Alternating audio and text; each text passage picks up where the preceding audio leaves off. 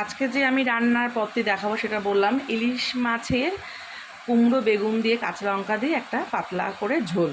সেই জন্য লাগবে, আমি ইলিশ মাছ এখানে নুন হলুদ দিয়ে মাখিয়ে রেখে দিয়েছি, আর এখানে হচ্ছে কুমড়ো বেগুন আর কাঁচা লঙ্কা রেখেছি কেটে, আর এখানে দুটো শুকনো লঙ্কা একটু জিরে রেখেছি, আর একটু কালো জিরে লাগবে।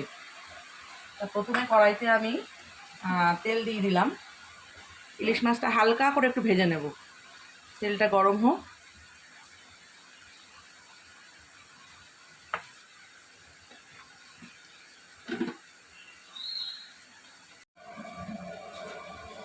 তেলটা আমার গরম হয়ে গেছে, এবার মাছগুলো আমি আস্তে করে ভেজে নেব হালকা করে।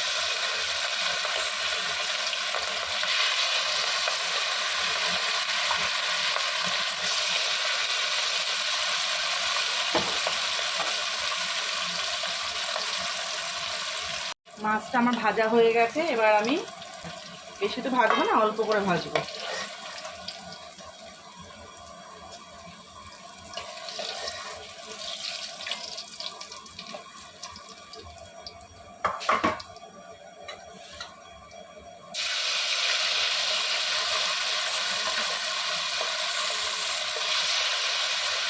মাছগুলো তো আমার ভাজা হয়ে গেছে, এবার কড়াইয়ের মধ্যে আমি একটু কালো জিরে ফোড়ন দেবো।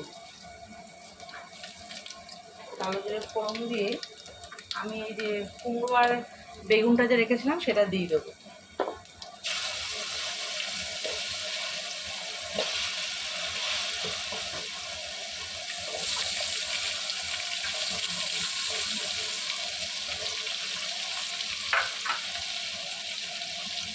কুমড়ো আর বেগুনটা দিয়ে একটু নাড়াচাড়া করবো।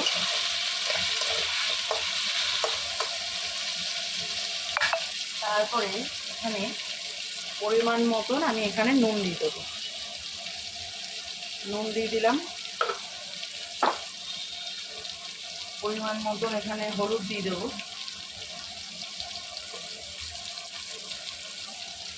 কুমড়ো আর বেগুনটা একটু ভাজা হোক।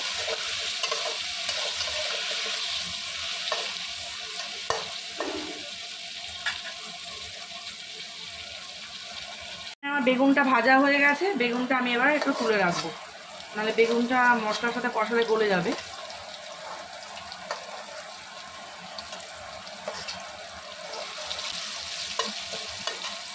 এইবারে আমি যে একটু কাঁচা লঙ্কা শুকনো লঙ্কার জিরে রেখেছি, সেই মশলাটা আমি রেডি করে নিয়েছি বেটে, সেটা আমি দিয়ে দেবো এরপরে।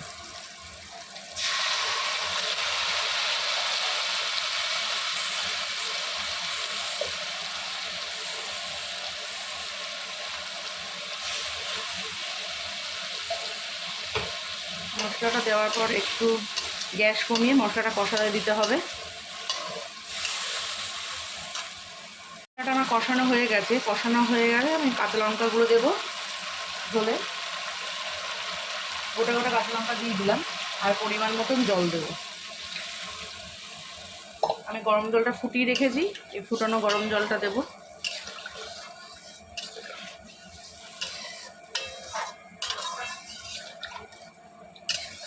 ঝোলটা একটু ফুটলে মাছগুলো দিয়ে দেবো। এইখানে পরিমাণ মতো নুন হলুদ অল্প একটু চিনি এখানে অ্যাড করতে হবে, সেটা আমি একটু স্কিপ করে গেছিলাম। ঝোলটা একটু ফুটুক। ঝোলটা দেখুন আমার ফুটে গেছে।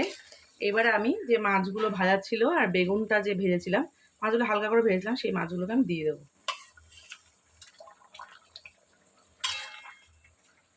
মাছগুলো দিয়ে একটু ফুটতে দিতে হবে।